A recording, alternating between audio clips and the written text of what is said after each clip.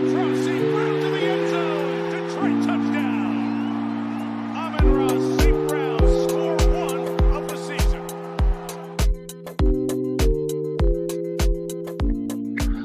What's up, everybody? What up, though? Welcome to another episode of Full Metal Analysis.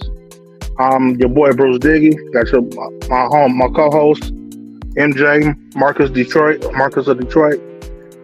We had a bye week this week. No Lions football, but it was a lot of other things going on in sports this week. The Pistons and the Red Wings had a rough go of it this past week, and still got all this stuff going on with Michigan and Harbaugh.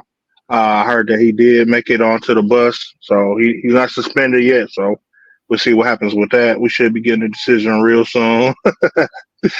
Was there anything that got your attention this weekend, this past week, Marcus?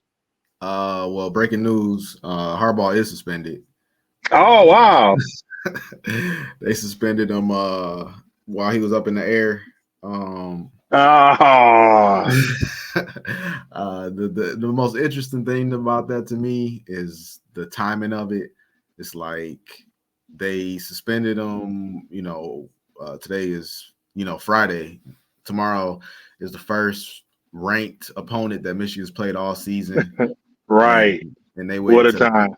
Yeah, they waited to the very last minute to levy the suspension. So I don't think that timing was coincidental because Michigan said that they got for all intents and purposes, they plan on fighting any type of punishment they was gonna face. So I just think it's funny that they levied it right at the 11th hour, right before Penn State. Yeah, while he was in the air, I mean, damn, he didn't even have to go. I mean, well, he just took a trip to Penn State. What, just to visit? Oh man, he was gonna go, and who knows what he gonna do. But yeah, the suspension is the final three games of the regular season. Maybe you can have the guy video record him and take it to the team. That's what I was thinking. He might have some type of relays set up. He might, they don't have he might be plugged into their headsets. Who knows? But yeah, they suspended him for the last 3 games of the season. Oh, did they? Mm-hmm. For Ohio too? Yeah. Wow. Yeah, so wow, that was dirty. If you want my take on it, they're going to suspend him the last 3 games. He's gonna miss tomorrow. Michigan likely still wins. They fight it all week. He probably misses next week, and then come Ohio State, he gets reinstated, comes back, and he coaches that Ohio State game. And it's hard to say who gonna win that game, but I feel like if they win everything up until that point, they still might end up in the playoffs. And I think they get smashed by like Washington or Florida State. That sounds like a political football thing to do, like suspend them the game and reinstate them right in for the big game, because that's the game that's gonna bring in the real big bucks. So we'll see how it goes. You know what I'm saying? Having Michigan in playoffs still brings big dollars to college football. So, you know what I'm saying? Then they're going to try to get them in there if they can. But based on Ohio State's schedule, it seems like Ohio State is, whether they win or lose to Michigan, they seem like they're going to still make it. But if Michigan loses to Penn State and or Ohio State, they might not make it, but we'll see. Well, I think if they lose to Penn State, they won't make it. But if they lose to Ohio State, they probably still got a chance to make it in, because Ohio State is ranked higher than them right now. Ohio State is number 1. You don't really no penalty for losing to the number 1 team. Yeah, the argument is how many undefeated teams would still be remaining, and how would it look putting a 1-loss team over an undefeated team, especially because Michigan hasn't played a lot of ranked opponents. Right, but didn't they do that with Ohio State last year? Ohio State lost to Michigan, and they still made it in the playoffs. Yeah, but I think they beat some people last year. I'm pretty sure, like they beat Notre Dame this year, and I could be mistaken, but I feel like they beat Notre Dame last year, but I could be mistaken. Yeah. Well, we'll see how it plays out. The major story is that they did suspend him, and I didn't know that. I you know the last time I heard, he was on the bus, he was heading to the game, and he hadn't been suspended. So that is breaking news. Mm-hmm. Um, Also, Pistons right now playing the 76ers. You heard about this in-season tournament? I heard about it, but I don't know a whole lot about it. What's going on with that? So there's an in-season tournament. It's kind of rooted in European soccer, but basically it's for in-season championship. I think they call it the NBA Cup. And basically what they do is they take Friday games all in November and they make them part of this tournament. And it's a single elimination game. And they put you in different groups and you play whoever. And if you win, it's not like you really, I mean, you do advance, but it's, it's the regular season game. So they just take the regular season games and make them part of this tournament. I guess that the games are not set in stone. So I guess whoever wins, that's how they're like, there's a little block that's open to whoever wins and loses. And that's how they determine it. So we won't know next Friday's games until these games are done. I guess that's how they're doing it. But anyway, Pistons are playing the 76ers. It's third quarter, and Pistons are leading by 5. That's what's up. I just want to say that whole in-tournament competition sound dumb as hell, but whatever. I mean, I guess you got to generate some excitement in the NBA somehow, because I think it's lost some of its former glory. But to each their own. But as far as the Pistons go, man, yeah, like I was saying, man, they've been having a rough go of it. They, from what I've heard, I haven't seen the games, but I've been following them, highlights and or whatnot, or just following what's been going on in the games. From what I've been hearing, that they are putting up a way better effort than last year. They're looking good, but they just can't get over the hump to win games. Like, they're in the games, they're leading games, and at the last minute they're blowing games in the fourth quarter. Yeah. So last year they didn't have Cade, and you could tell they didn't have Cade because nobody was really steering the ship. Jaden Ivey was trying to guide the team. Bo was talking about Bogdanovich. He was trying his best, but you could tell that they was really missing Cade, and they was losing a lot of bad games. This year they got Cade back, and Cade is playing really well, and they're still finding ways to lose at the end of the game. So, but you can see a lot of positives. But it's still do you wrap that up to a chemistry team, because they really haven't played together?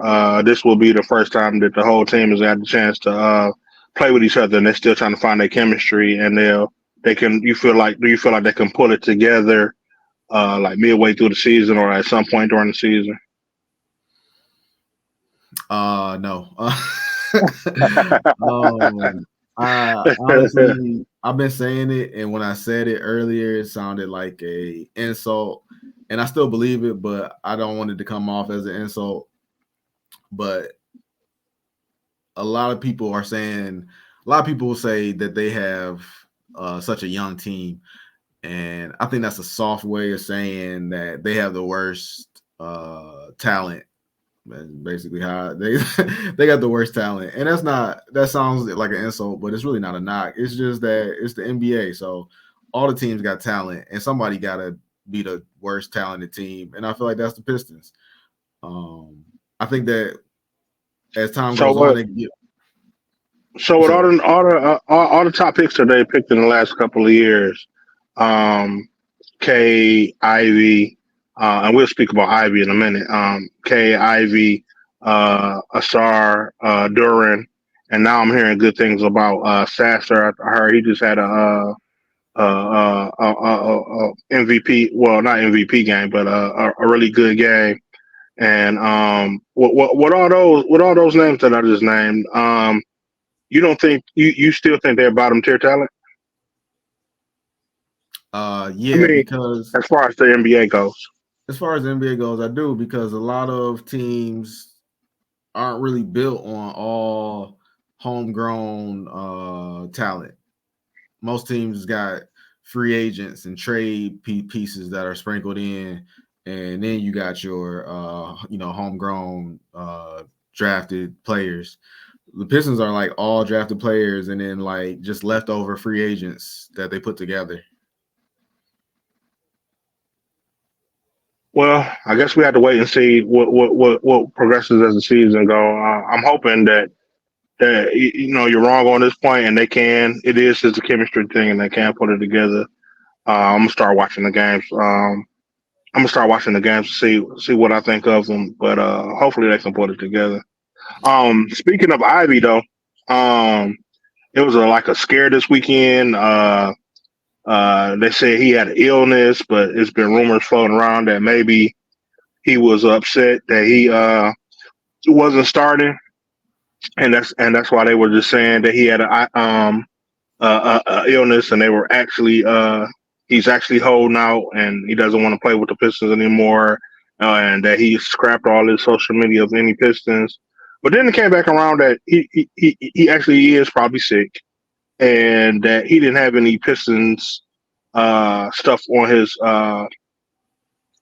social media anyway. So I mean, I don't know. It's a shaky situation with that situation. I don't know what to think of it. I've heard that in the past, Monty Williams has had problems with a couple of his players in the past, and this might be just one of those things that comes with him as being the head coach. Do you think that it is a problem in Detroit, or do you think that it's all just the media making too much of nothing? I gotta say, man, you come in hard with these theories. I'm loving it. Usually I'm the theory guy, the conspiracy theory guy, putting two and two together, internet sleuth. Usually that's me, but I'm loving what you're coming with. I told you I hadn't heard anything about this Jaden Ivey Fugazi illness rumor, but I was like, I love it. I love it. It makes sense. It's a motive. Watching this Philadelphia game and listening to local Detroit people, Killian Hayes has been playing really good ball, and I was like, man, Killian Hayes, get out of here with that. And I turned on this Philadelphia game, and sure enough, man, this guy's out here hitting step back threes and dropping dimes like Dame Lillard. So then you look at that and you're like, all right, well, number one guard, Cade. Number two guard, potentially Marcus Sasser. Number three guard was supposed to be Ivy, but right now at this current moment, based on play and how, you've heard this before, how the coaching staff and the regime treats him, Killian Hayes is right now the number three, and that puts Ivy at four. So, this guy's got to scratch and claw for minutes. So if he was upset or disgruntled, it would not surprise me at all. And then the other theory that you dropped right there was the Monty Williams, Monty Williams, tough-minded coach, button heads with the player. Monty Williams had DeAndre Ayton, number two pick. DeAndre Ayton was the number two pick when Luka Doncic came out, and DeAndre Ayton is a fine player. He just isn't Luka Doncic, So I mean, Right. nobody is. So, but they kind of held that against him. I want to say. I'm trying to think in my head. Maybe I'm sorry. No, if I'm not mistaken, DeAndre Ayton was the number one pick and Luka was number two. So that's why they kind of hold it against him. But yeah, Monty Williams and DeAndre Ayton got a long-standing trail of conflict. Basically, Monty telling them like, "Hey, man, you gotta get tough. You're supposed to be a dog, and you playing kind of weak." And just them going back and forth until finally, Sound they like Patricia. yeah, but Ayton was the only one that he was doing that to. Okay. And they kept him around too. They kept him around until they both got let go when they brought in the new owner. The new owner came, like they kept that together for like 4 years, I want to say. Then the new owner came in, and Monty gone, and DeAndre Ayton is gone. So I don't know, but yeah, could Jaden Ivey be the new DeAndre Ayton? That's a great theory. High draft pick, high potential, and Monty want to get that dog out of him. Yeah, I like the theory. Well, at the end of the day, a couple of insiders said that Jaden is really sick, and he's happy being a Piston. This is where he wanted to be, and Oh yeah, everybody. this is. I'm not to cut you off, but yeah, you're right. This is where he wanted to be because his mom played for the Shock. Oh, I didn't know that. Yeah. Okay, so so I heard he had ties. He had ties to the Pistons before he even got drafted, and he even cried when he got drafted. So Mhm. I can see him wanting to be here. So I've been hearing people say that it's kind of, I don't know. I mean, if I was better than the guy in front of me and I wasn't getting the start, I wasn't getting no playing time. I mean, they would really have to explain that situation to me. But what I've been hearing is the same thing that, you know what I'm saying, kind of the same kind of flack that JMO gets. He's immature. Uh, you He got don't to play fight for. defense. Yeah, he don't play defense. If they taking your start away from you, you're supposed to fight and scratch and claw to get back to where you need to be. But I mean, if I'm better than this guy, I mean, what more than I need to do? I mean, I'm just saying. But Yeah, what do it's you think? Do you think it's a maturity thing, or do you think he's right for being upset if he is allegedly upset? it's really hard because, like I said, last year Cade was hurt. The whole team at some point in the season was hurt, and the only person out there was Jaden Ivey and Jalen Duren. And it's like, dang, like I busted my ass all last season, Right. and that wasn't Just, enough for y'all to see that, like, I'm just for me to ready. come play the bench, right? Yeah, like, so I can't be mad at him for feeling like that. Yeah, I ain't mad at him either. I mean, I think I would be pretty upset too. I mean, at the end of the day, you know what I'm saying? I'm going to do what I need to do to play my role, but don't try and play me. Yeah, that's basically what they. Yeah, that's basically how they treat them too. And it's like me personally, like I told you, I never saw how him and Cade, could function on the court together. So like from a basketball sense, I get it, but then at the same time, from a people sense, like damn, like that's how you gonna kind of do them. Like, Right. well, yeah, like you said, we'll see how it works out, but I don't know. We'll see what the season has to bring. Was there any more news around the league? I know I don't really watch a whole lot of I keep up with it, but I don't watch a lot of Red Wings. I heard that they got blew out a game this week, and then they played like yesterday. They lost that game.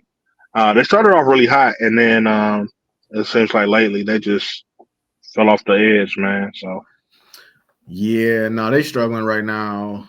I think they got a game tonight, but yeah, right now, like they were predicted to miss the playoffs this year. And they started out hot, kind of contradicting that. But I mean, it's how like Dan Campbell said, uh, teams go through ups and downs, teams go on streaks, winning and losing streaks. So they just kind of hitting their average right now. They started off hot, now they kind of cooling off. They trying to find a goalie. They trying to figure out what they're gonna do with that situation because they goalie situation is like one of the worst in the league right now as far as play. So they trying to figure that out. well, man, hopefully both of those teams pull it together, man. They suck it up, they pull it together, they figure it out. I was hearing before the Red Wings season that they were a playoff team with the draft picks that Steve Eiserman made. So I was kind of, even though I don't follow hockey like that, I was kind of excited about it. I was like, hey, this might be the year I get into hockey, but we'll see we'll see what happens with both of those teams, man. See if they can pull it out. Um, we kind of touched on some things last week on the Lions. I think we can recap that real quick if you want to. We got the San Diego. We got the LA Chargers coming in town. We are off a bye week, so we should be well rested. I don't think. I think we have mostly all of our players back except for the people that were majorly hurt for the year. Mm-hmm. CJ Gardner Johnson, James Houston. I think Vitae is struggling. I don't know if Vitae is hurt, sick, or he just lost his position to Graham Glasgow. But that's weird how they've been doing him. But we have a full team. We should have Demont. They were saying that this is the first time Demont, Gibbs, J-Mo, and Amon St. Brown and Laporta have all been on the field at the same time. So we got a full-fledged offense. I expect to see something spectacular out of them this week.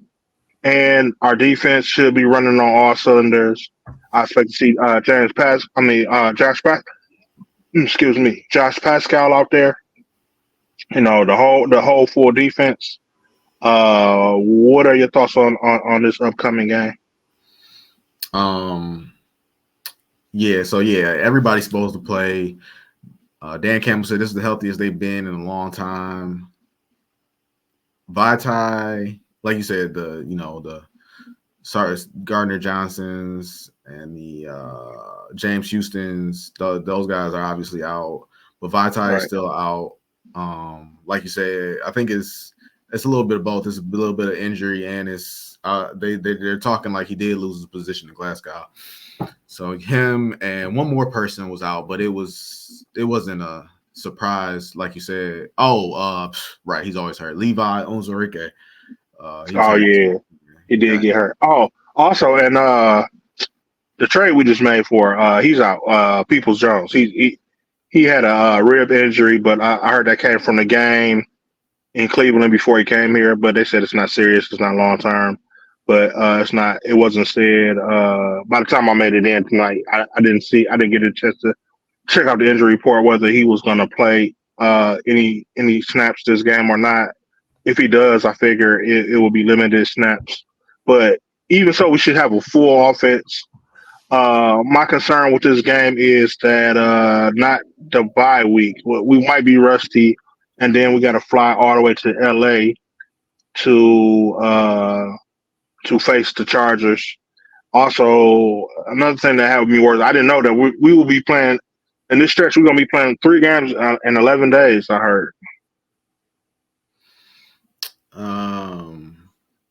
So if I think Donovan Peoples-Jones is going to play tomorrow. I haven't heard anything about him not playing. If he does play, I expect him to be used. Probably lightly. Nah.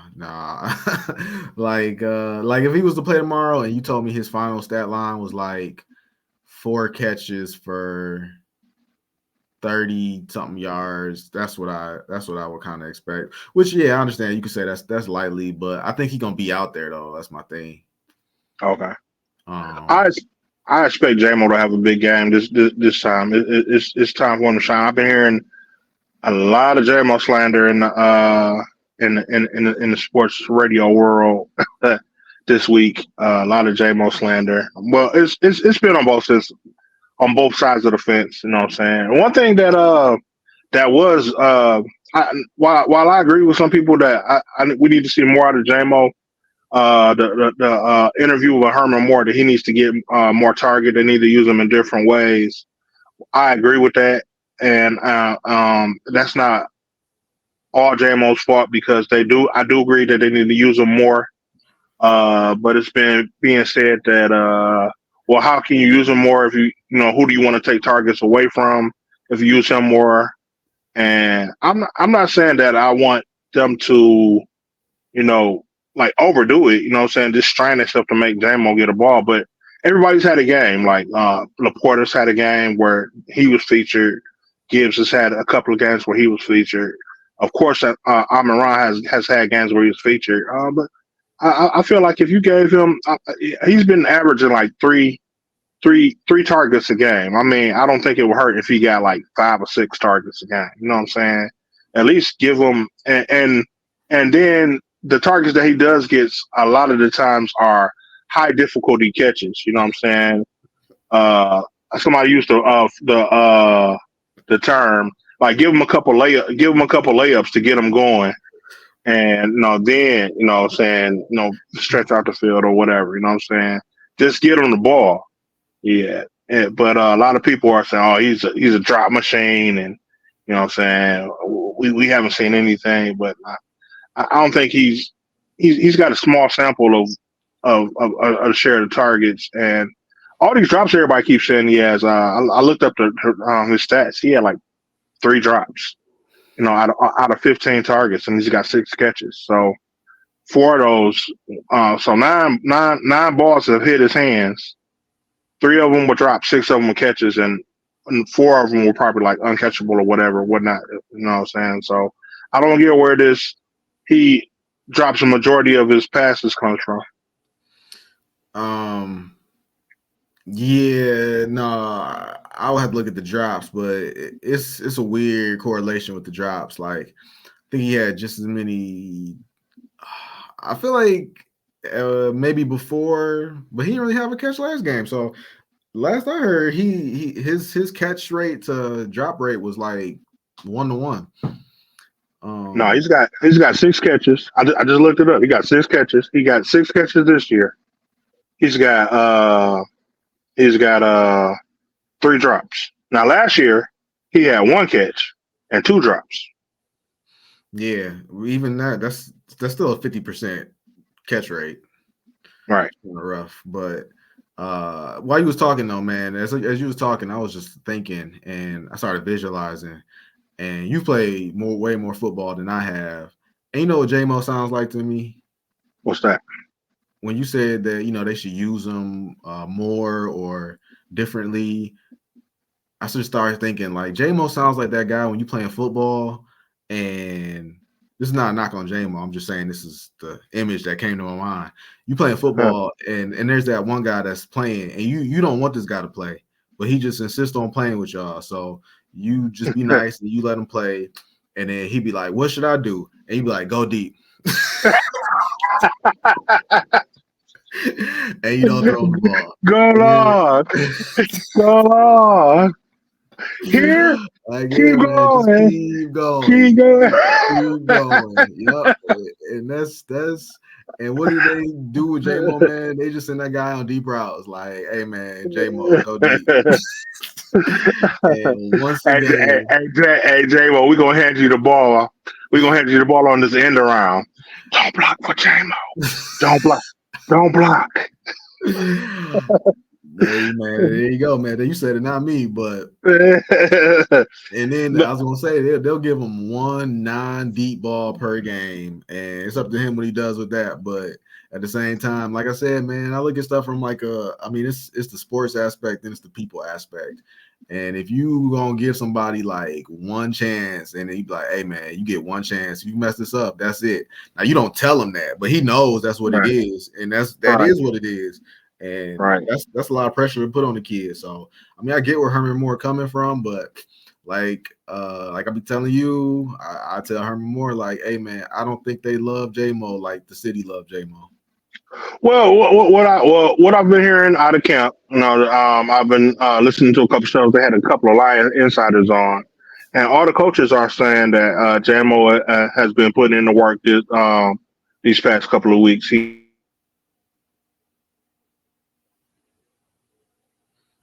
last week and have looked real crisp and sharper than they usually look. And they like his attitude. They said his attitude is not the problem. You know what I'm saying? They just need to make sure he gets sure hands. You know what I'm saying? So, I mean, I think he should have I hope he will have a breakout game this game against the Chargers because the Chargers are supposed to have the worst pass defense in the league right now.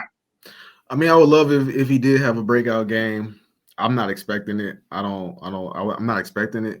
That's only because, like, you brought in Donovan Peoples-Jones, and I heard Dan Campbell talk about Donovan Peoples-Jones, and he's just like, this guy's just a hard worker. He had a lot of trust in Cleveland, and we felt like we could bring that into our locker room, and he would fit right into the receiver room. I feel like he's got high expectations for him.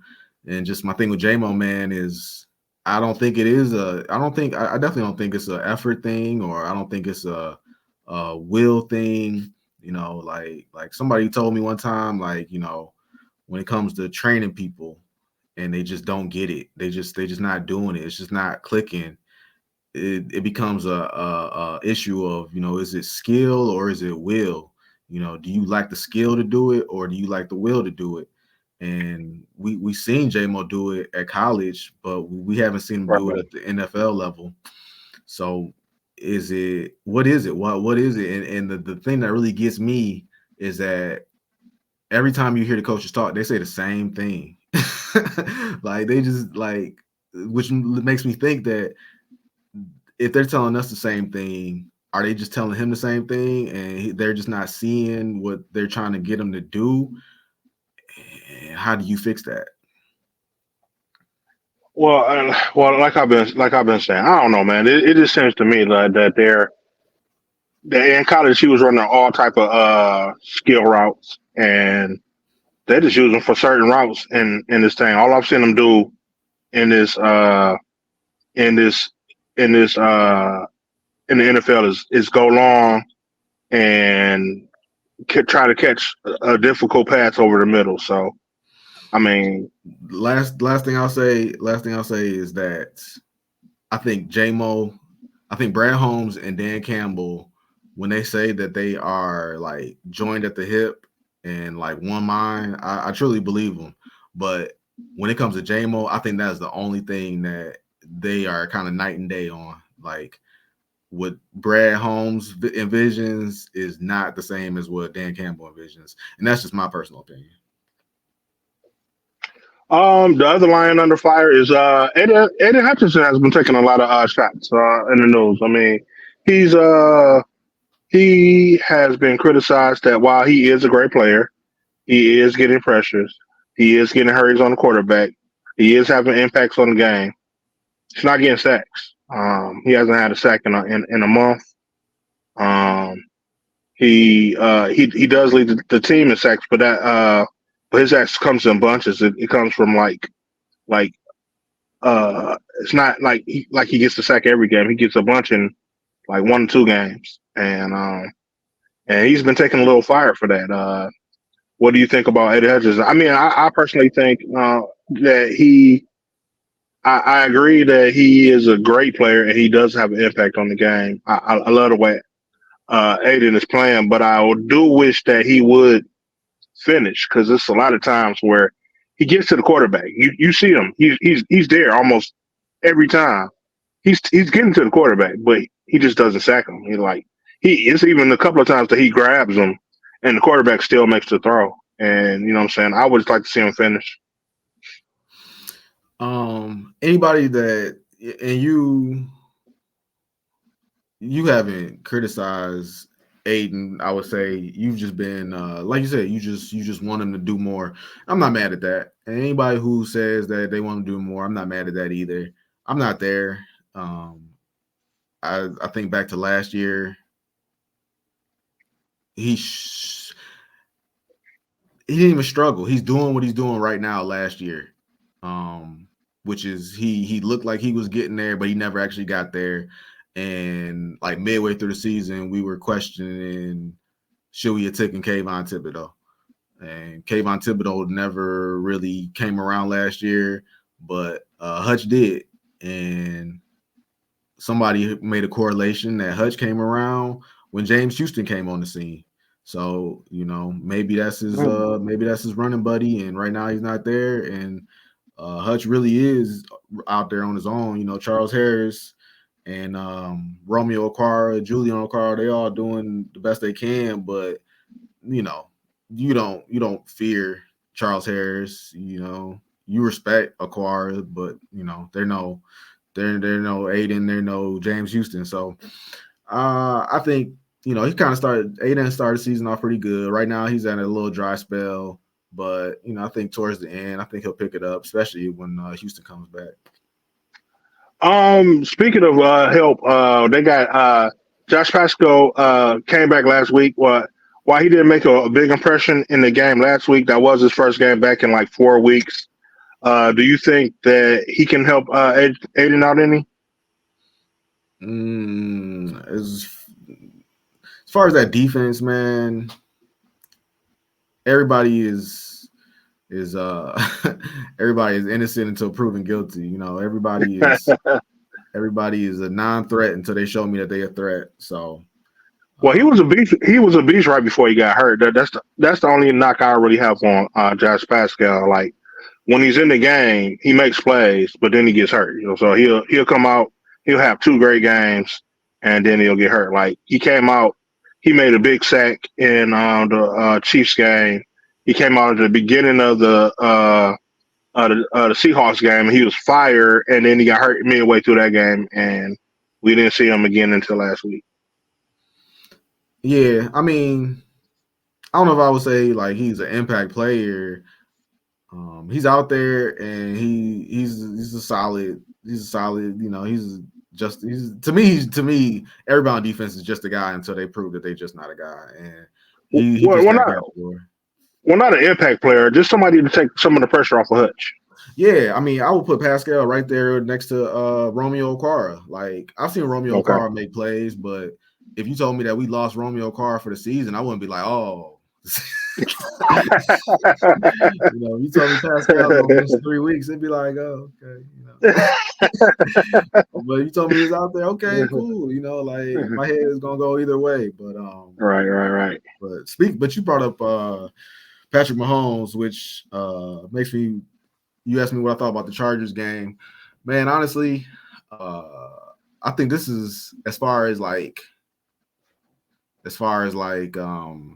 you know, like obviously I thought they were going to beat the Panthers, Right. but like as far as like a good team and how confident I am in beating them, like this is my highest. I can't think of the word I'm looking for. Like the ratio of good team, and I think they're going to win. Like I think this is a good team, but I also think they're really going to win. I think it's going to be like the line right now is I believe 3 or 3.5. And I feel like it's gonna be a double-digit victory. I think so too.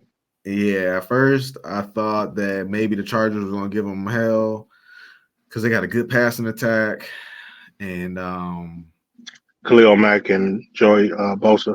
now I will say I think I'm underestimating those two because right now in my head, I could kind of see them being a non. I feel like they're gonna be a non-factor, but those are two great players. But for some reason, I just kind of feel like they're gonna be a non-factor and just their way.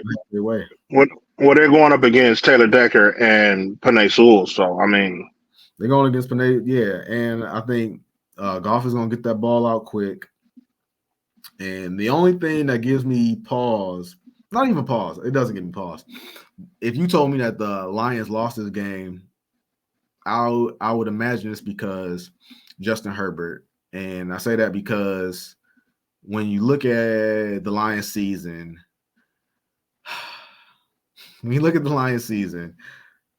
they haven't played good quarterbacks. But then I went through my head and thought about it, and I was like, well, you know, you say Marcus, they played the Kansas City Chiefs. And they did play the Kansas City Chiefs. But I would love to ask somebody, do you think they would beat the Kansas City Chiefs tomorrow?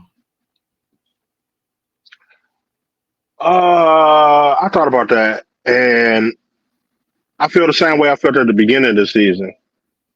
I feel like they could, but I wouldn't be confident in it. I feel like that's how I felt when we faced them at the beginning of the season. I feel like we could beat them, but it wouldn't be a lot.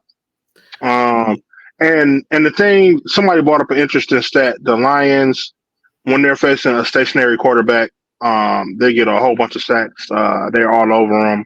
They do well. They do very well against stationary quarterbacks. But whenever we get somebody who can move around in that pocket or somebody who can run, we don't play well against those quarterbacks. Geno Smith has been getting sacked the last couple of weeks, but when we played him, he looked like he was untouchable. I mean, he was moving around in the pocket, bobbing and weaving and dodging and ducking, and he was still getting that ball out. And I just feel like right now mobile quarterbacks are our kryptonite. Yeah. Yeah, and then the same thing with Lamar Jackson. Patrick Mahomes is mobile, but Yeah. even in that game, if you ask, so if it was so I would say no. I don't think that the Lions will win that game. Is there a chance? Of course, there's a chance. The Lions right now, how they constructed, could contend with any team in the league right now. But if you ask me to pick that game, I think the Chiefs will win. I think we got them at a great spot. Opening game of the season. Nobody has seen the new look Lions yet. No Kelsey, no Chris Jones, and Kadarius Toney couldn't catch a ball to save his life. That pick six, that Brian Branch amazing pick six was because Kadarius Toney just couldn't catch the ball, honestly, and that ended up being the difference. And I It was a think great play by Anzalone too. what Anzalone do? He tipped that ball. Oh, okay. But okay. And then Mahomes even had a chance to win the game even at the end of the game, and he just couldn't get it done. But no Travis Kelsey, new receivers. I think the Chiefs were just, off the Super Bowl. I wouldn't like that matchup for the Lions. So I also feel like it all depends on the Lions as well because the Lions have. Uh, Dan Campbell said something in his last interview. We haven't played our best football yet, and I think that is 100% true. The Lions have not played their best football yet. In most of these games, they've made a lot of mistakes, and a lot of the times they've gotten away with it because they are the better team, and they have faced weaker teams. But and they came out Baltimore and just came out flat as hell. But when the Lions are firing on all cylinders, like I said, they got their full offense this week. We've never seen them with their full offense. So if they use that to their advantage and they come out firing on all cylinders, players and coaches, because sometimes I feel like Ben Johnson, while I think he's a great offensive coordinator, he comes up with some excellent plays. Sometimes I feel like he should be aggressive when he should he's the times he should be aggressive he's not, and then what I'm saying? Sometimes I want him to do one of those trick plays or I want him to do something creative.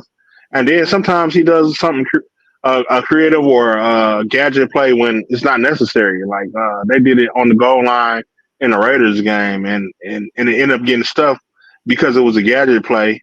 But if they had just ran a straight up play, they would have scored. So, you know what I'm saying?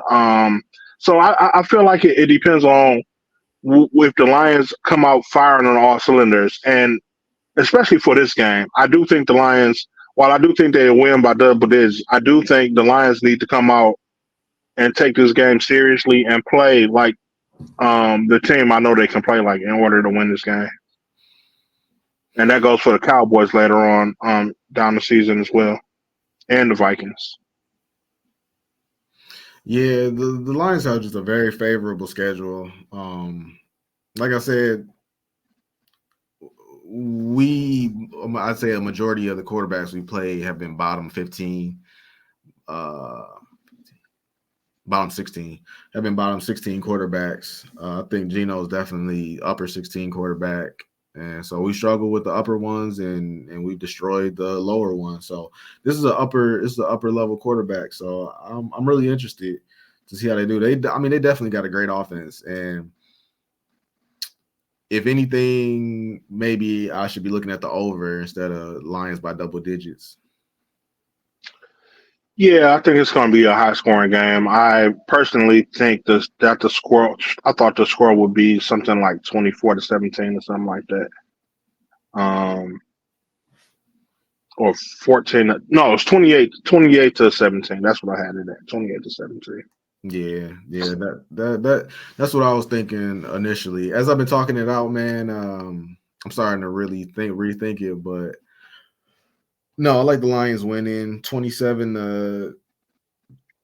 I think I heard that score. I really like that score, but We'll see. I heard the Chargers have a real weak interior line, so they run the game should thrive in this game. Like I already said, they have a weak. They have like one of the worst pass defenses in the league. We should have our full offense back. I think that the Chargers have weapons, but I think we have more weapons. Of course, they got an elite receiver, and we just got good, no good receivers. But I think we got more targets to throw to than they do. And Austin Eckler is a great back out of the running back, but we got two great backs. So if you go matchup for matchup, I think we have the advantage. I agree. I think we do have the advantage. I think you look at it. You look at it. I look at coach, quarterback, defense. I think we got the advantage of defense and that coach. Give me 2 of the 3. I get a nod to Justin Herbert. I'm a big Justin Herbert fan, but 2 out of 3, I think we take it. Right. Yeah, man. Those were my thoughts on that game. We can go around the league. What was our scores from last week? Last week it looked like it was pretty even. Let's see. For Tennessee and Pittsburgh, we both agreed on Pittsburgh winning. I think Pittsburgh did win that game. Who did they play? Tennessee and Pittsburgh. We took Pittsburgh.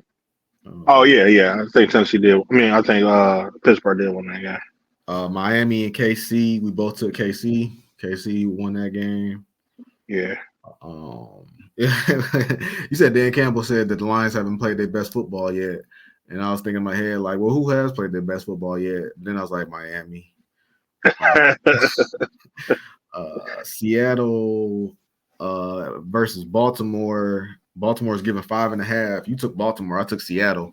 Baltimore blew them out. The Lamar Jackson versus NFC stat is real. Yeah, definitely. Washington versus New England. I vowed to never take Washington again. New England was given 3.5. I actually won that one because Washington lost by 3.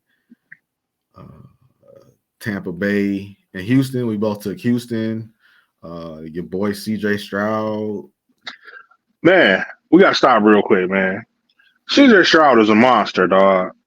Man, he had almost 500 yards, 5 touchdowns, and his last touchdown was a comeback touchdown with 48 seconds left on the clock, man. I got to stop and give that man some props for being a rookie, man. He broke, I think it was Vince Young's, was the last rookie to have a game like that, man. And that was a hell of a game to watch, man. I was full attention at the end of that game. I feel like I was watching Vince Young, Texas versus USC. Like Vince Young, like yes, that is how he looked out there. Yeah. Full disclosure, I was not a CJ Stroud fan at all. But ever since he stepped foot into the league, he from day one he looked like he belonged. So, imagine when he gets some premier receivers. I mean, the Tank Dell dude is starting out to be a good guy, but I mean, just imagine if he had some big names around him. We'll see, man. We'll see. Sometimes that work out, sometimes it don't. If you got your guys, you got your guys. Who was yeah, you're right. Who was Reggie Wayne and Marvin Harrison wasn't Reggie Wayne and Marvin Harrison from day one. You know what I mean? Yeah. But we'll see. Chicago versus New Orleans. New Orleans was given 8.5.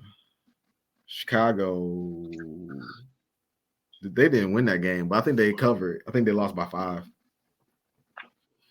I took Chicago. Yeah. You took New Orleans. Yeah, New Orleans had a good game that last game. They played way better than I thought they was. Yeah. Arizona versus Cleveland. Arizona, you took Arizona. I took Cleveland. Arizona was a mistake. Arizona was getting 8. It didn't matter, according to this.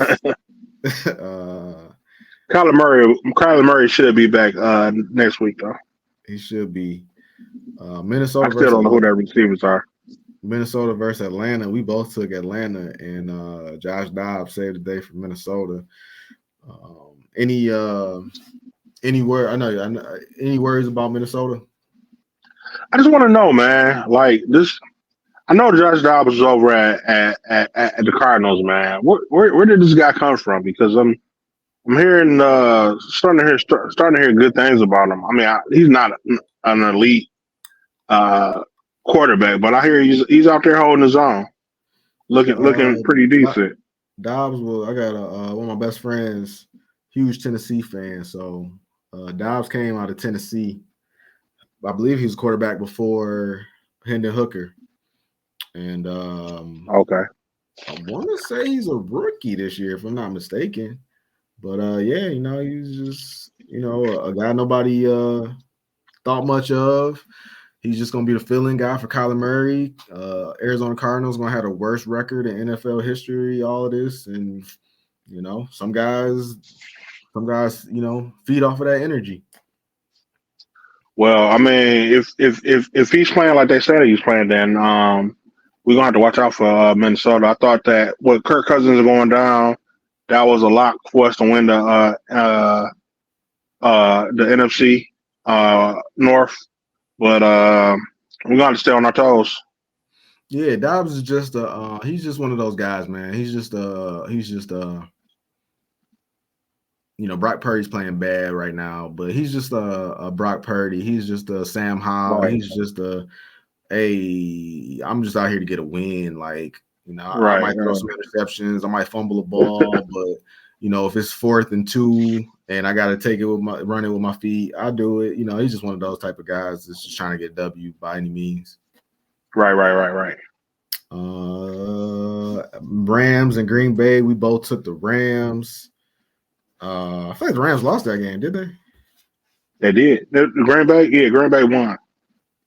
Wow. I'm pretty sure Green Bay won, but I took that. I picked that game not knowing that Matt Stafford wasn't going to play. Yeah, I swear he's going to play. The old Matt Stafford would have played. Indy versus Carolina. We both took Indy. I'm sure Carolina lost that game. Yeah, they did. Yeah. They lost, and they lost on Thursday to the Bears. Yeah, because Carolina sucks. The Giants versus the Raiders. You took the Giants. I took the Raiders. Man, what a ugly game to pick. But Raiders won that one for me. Yeah, conversely, man, the Giants fucking suck. The Giants are horrible. Yes, they are. They're gonna get the number 1 pick. I thought it was gonna be the Bears, but the Giants might get the number 1 pick. Oh, it's a 3-way tie between. No, well, it's between them and Carolina. And Chicago. Chicago's bad too. Chicago's gonna get the 2nd pick.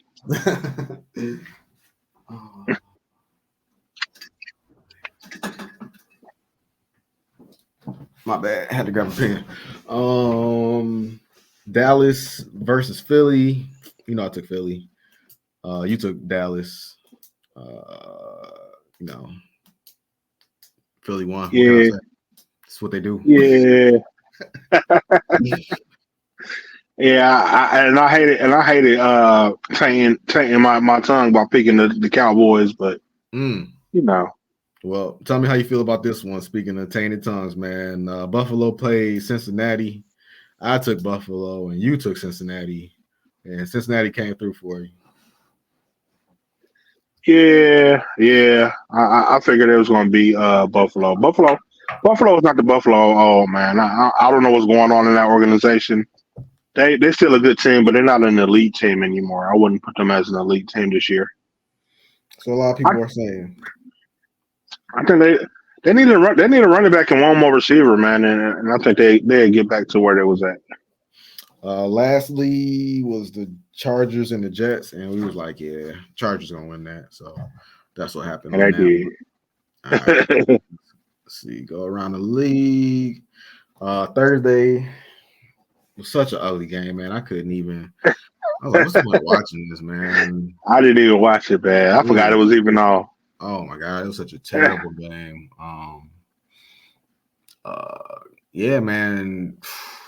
Is Bryce Young a bust? Let's talk about that real quick. I don't think Bryce Young is a bust, man. I think Bryce Young ended up in a terrible situation. The Carolina Panthers got the number one pick for a reason. And they gave away the guys that made them successful last year. They gave them away, so they don't have any of those guys. And he really doesn't have anybody to throw the ball to, and he has a terrible offensive line. Their defense is not that great, except for Brian Burns.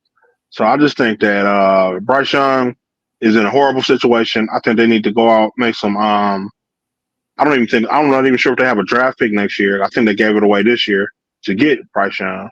So I think he got a couple of hard years coming, man. I think they got a couple of hard years, but I think not maybe next year, but the year after that, they'll start doing something. It's gonna take some time. It's gonna take some time for them to fix that situation. I always say, man, even if your team sucks, I need to see you do something where I'm like, man, if I suspend disbelief and put you on a different team in my mind, I can see you doing this on that team and you guys being great. And right now, Bryce Young is showing me nothing. I mean, what Jim Morris say, we couldn't run the ball. We didn't try to run the ball. We suck. Like that's what Bryce Young looks like. I mean, he can't throw the ball. He can't run the ball. Couldn't do diddly poo offensively. Yeah. So, I mean, just spitting off the top of my head, CJ Stroud is going to haunt this man for the rest of his career. People going to be like, man, the Panthers messed up. They could have had CJ Stroud and maybe like. I mean, but you got to give it. I mean, Thielen is their best receiver. I mean, come on now. I mean, at least if they had a decent tight end, I'll say at least he could throw it to his tight end, but he can't even. No, they don't even have that. I'm saying, man, if this dude was bombing deep balls, like right now, man, you know what it looks like? It looks like Carolina's on that Detroit Lions graduation. I didn't mean to cut you off. Didn't they have a coach last year that was winning game that was helping them win games, and they like an interim coach, and they fired him? I mean, they picked the coach over him, another coach over him. Last year they had. Was that Texas? No, last year they had Matt Rule. Yeah, you think about the Texans. Okay. Last year they had Matt Rule, who I think he went back to college, but when the Lions beat us down, they still had their coach. Okay. But the thing is, yeah, like if like I said, I feel like Bryce Young is on that Detroit Lions graduation plan where we need to see more before we let you do more, and everything is baby steps. And whereas you see other organizations that just let their guy go loose, and hey, maybe that results in an injury. But I'd rather see an injury. I shouldn't say I'd rather see an injury, but I feel like if you get injured playing at 100%, it's better than walking out there playing 50%. Because that's kind of what it looked like he's out there doing, is playing 50%. And then if you expected me to believe that he gonna, just turn it on like a Super Saiyan, like I can't buy into that. Like, well, Bryce Young is a small guy, so they might be trying to protect him. Yeah, but I mean, when Kyler Murray came into the league, they didn't have D-Hop, but I think they had Larry Fitzgerald. Speaking of an old veteran receiver, and that's what Kyler Murray had to work with, if I'm not mistaken. Yeah, but Larry Fitzgerald is way better than Thielen, man. I mean, old Larry Fitzgerald we're still putting up numbers. Yeah, I have to go back and look, but in my mind, I feel like you should be able to do something with Adam Thielen. They got decent running backs that can catch the ball at the backfield. Bryce Young was billed as he was able to scramble when need, and now it looks like all he does is he scrambles. Like I said, if he was throwing like deep balls and his receivers was if he was overthrowing even that, I'd even take that. If I saw him out there overthrowing receivers, like dang, he got a cannon for an arm, but he's just overthrowing them, like even that. But I'm not seeing nothing out of this guy. So like I said, down the line, if you told me that 8-9 years down the road he ended up on a good team and kind of resurrected his career, I could see it. But until then, I don't see nothing from this guy.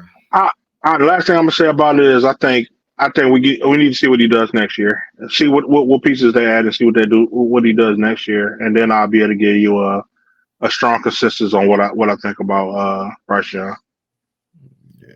All right. So Indiana is going to New England. Oh, they're not going to New England. Indiana's playing New England, and I think they're playing in Germany as well. New England is giving 2. I'm sorry. New England is getting 2. I am going to take the Colts in this game. I don't have any faith in the Patriots. They had a good game. Was it the week before last? But I just don't have any faith in. They got a lot going on right now. Everybody's talking about firing Bill Belichick, or at least having them step down at the end of the season. I think they got a lot of controversy going on over there, and they're trying to figure out what their next move is. So I don't think they got that. So I'm gonna go with the Colts. From a football perspective, I like the Colts. They are starting to run the ball better. Jonathan Taylor's getting acclimated.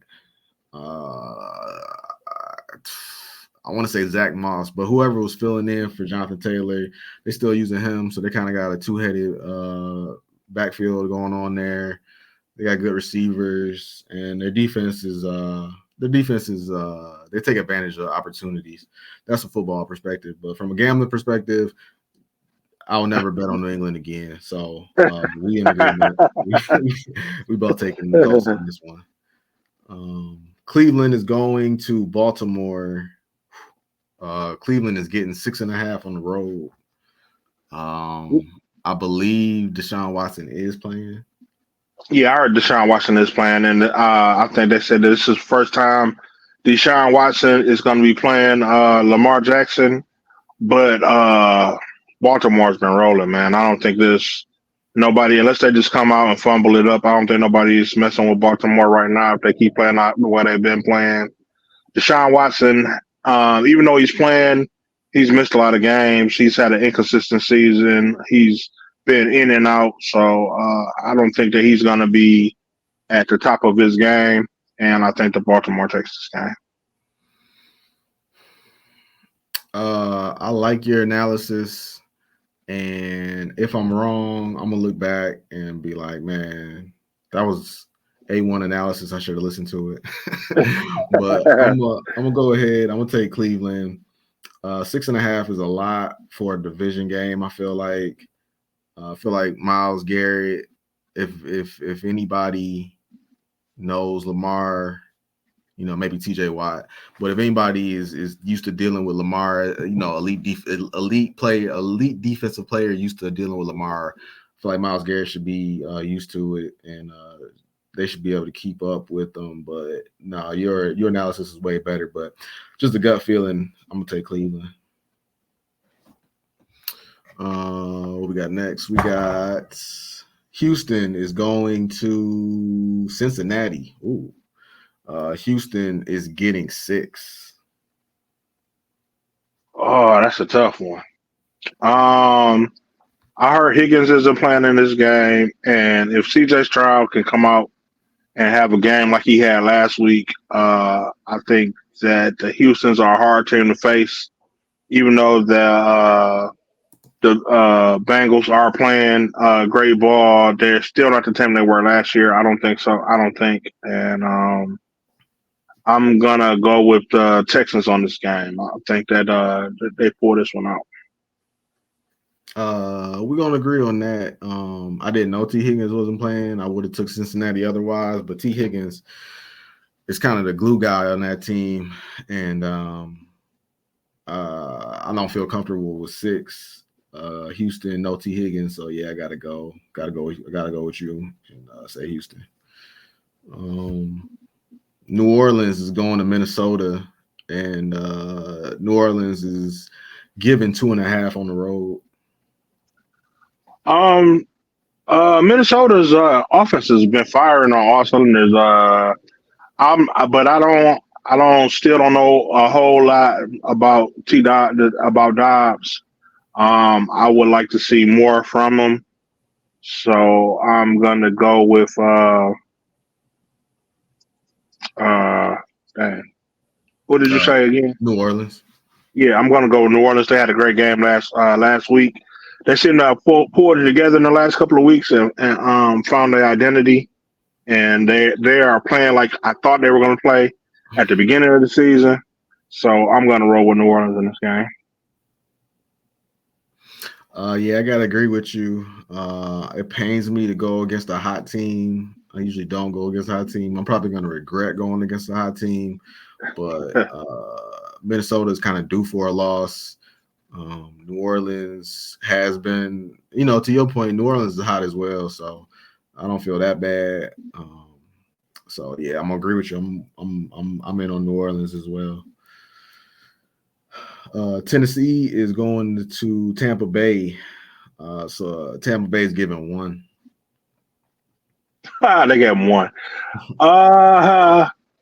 I'm gonna roll with Tampa Bay, man.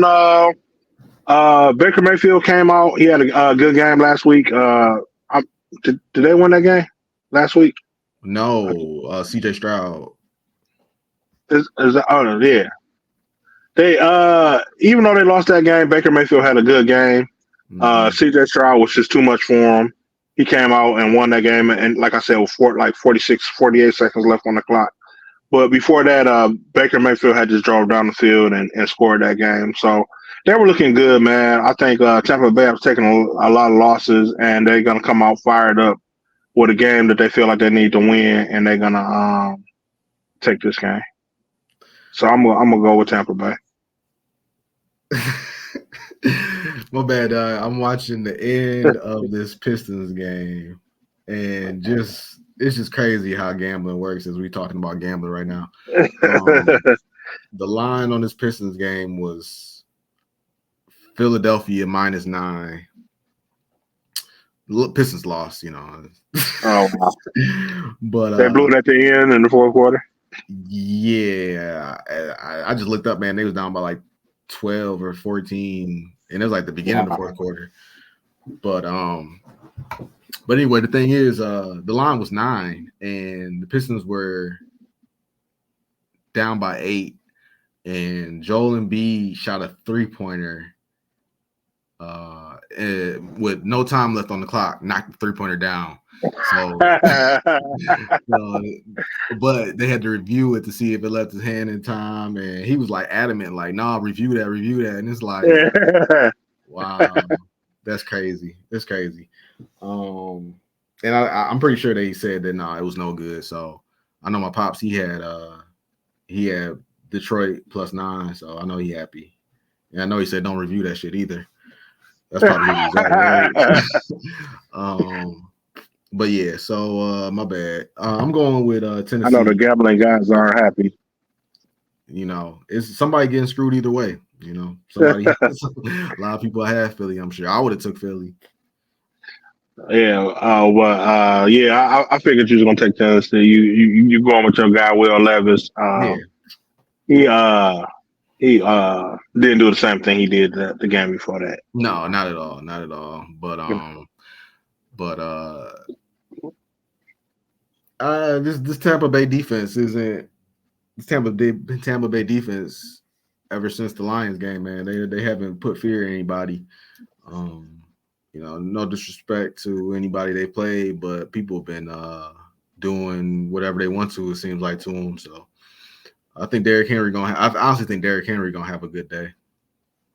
Might be playing in fantasy or something. San Francisco is going to Jacksonville. I saw this earlier, man, and this is tough for me because, like to your point earlier, man, the Jaguars are hot, so I hate to bet against them, but I just feel like Tampa Bay is due for a win. Do you know if Debo is back yet or Uh, not? I don't know. I feel like Tampa Bay is due for a win. If this feels like for me a must win game for them, because if they don't win this game, they're gonna be in some real trouble. All the hopes that everybody had on them making it back to the NFC Championship game this year, if they don't win this game, I think it's gonna be hard for them to do that. Yeah, I gotta agree with you. I gotta agree with you because not only is Jacksonville on a winning streak, San Francisco's on a losing streak, and odds would have it that Jacksonville's due for a loss and San Francisco's due for a win. And San Francisco is good enough to win this game. In Jacksonville, I can see Jacksonville losing it. So I'm with you. We both on San Francisco. Another ugly game.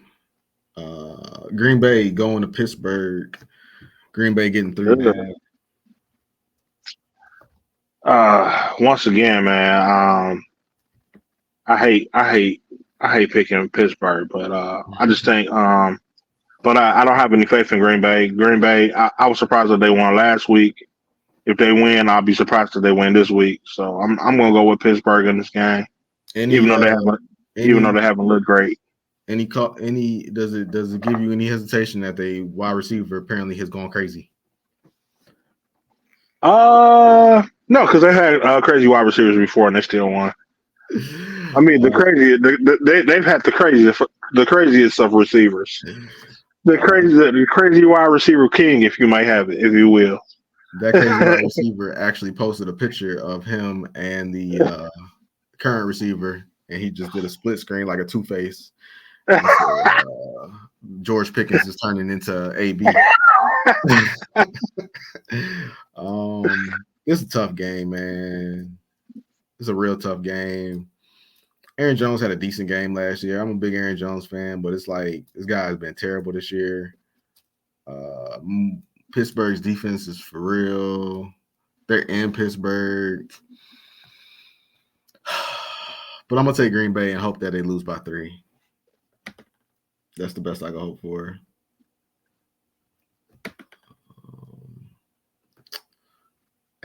Atlanta is going to Arizona. Atlanta is giving 1.5 to Arizona.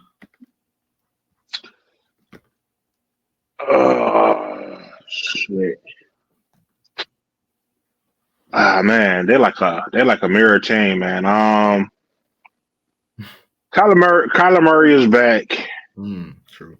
so that gives me a little more faith in Arizona. But at the same time, I couldn't even name you one Arizona receiver. Arizona is not really giving me much to go on this season. While I do think Kyler Murray will make a difference in the game, he's been gone all season. He even said himself that he hasn't had any uh, preseason snaps, any regular season snaps, any training camp snaps. So I am going to have to go with Atlanta in this game. I think Bijan goes crazy in this game, and he takes them over the finish line. I gotta agree with you. Kyler, I would like to pick Kyler, but to your point, I can't name the receivers, but I can't name any time. I can't say that Kyler's had a lot of repetition with him. So to think he's gonna come back and hit the ground running, I know their running back room is real banged up. And Atlanta benched Desmond Ritter and went to Heineke, so they're trying to win. Right. I guess I'll go with They needed a bit redder. The Lions are going to LA to face the Chargers. Lions giving 3. Yeah, I gave you my prediction on that one. If the Lions come out and play like they should play, then I feel like they're gonna win this game. I think the Lions take this game. I think it'll be a tough game, but I think Lions. I think it'll be a close game at first, but I think the Lions will pull away in the end. I'm with you. I like the Lions. Yeah. I think it's gonna be a key turnover. Lions take it and kind of don't look back. All right, Washington is going to Seattle, and Washington is getting 6. Mm, that's still not enough. Washington has been streaky for me, man. I like Washington, like I said. Sam Howell's my boy, but he just don't have enough this year, and they just don't have what it takes to go up against the Seahawks. As long and they lost they both of they major pass rushers. So yeah, I'm going with the Seahawks. This game is a mirror game right here. I should say a mirror pick because you normally go with Washington. I normally go with Seattle, but I'm gonna go with Washington on this. Okay. I just feel like I think they traded them last week, and I think Washington. I'm pretty sure Washington lost, but I think they made it a game. I could be wrong, but I think they made it a game, and I think they're gonna go out there and give it a go. Seattle got destroyed last week, and I think they're gonna just take their time bouncing back. But I think Washington's gonna make it just a gritty game for some reason. Whew. I hope so. I like Washington. New York Giants versus the Dallas Cowboys. Whoever they playing. Oh. I'm gonna go with the Cowboys, man. The Giants are awful. The Cowboys are giving 17. Hmm. That's a hell of a lot.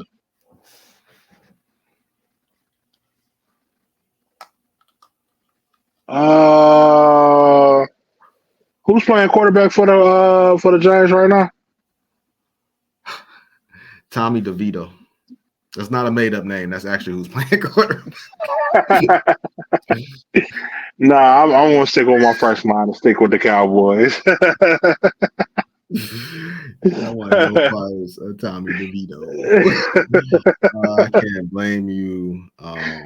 Yeah. Dallas is gonna blow them out. Yeah. Okay. Oh man, they got some games this week, man. Here's another 1-point spread for you. New York Jets are giving 1 on the road to the Las Vegas Raiders. Oh, man, they're making it tough on me.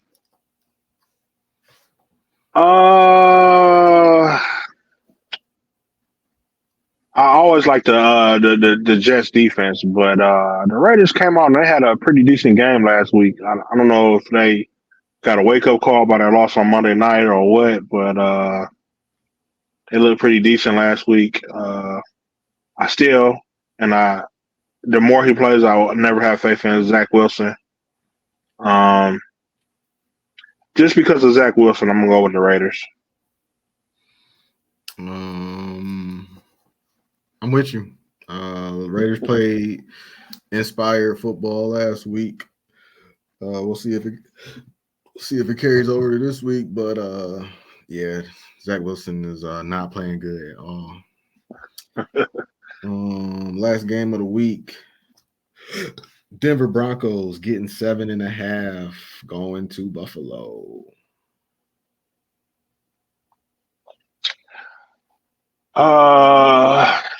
The Broncos have been playing better the last couple of games, but they're still not good. Like I said, Buffalo is not an elite team, but they're still a good team. They're still not to be messed with. I'm gonna have to take Buffalo in this game against the thing. Even with the points, I still take Buffalo. Yeah, I feel like Buffalo. I feel like their losses have been the respectable teams, but I don't think Denver is a respectable team. So Right. yeah, we in agreement on that. So I mean, we only disagreed on. I got Washington, you got Seattle, and I got Tennessee. You got Tampa Bay, and you got Pittsburgh. I got Green Bay, and you got Baltimore. I got Cleveland. So we just agreed on 4 games. So we'll see how it go. Yeah, that was a tough one though, man. You're right. They got some crazy matchups this week. Yeah, it's a rough slate.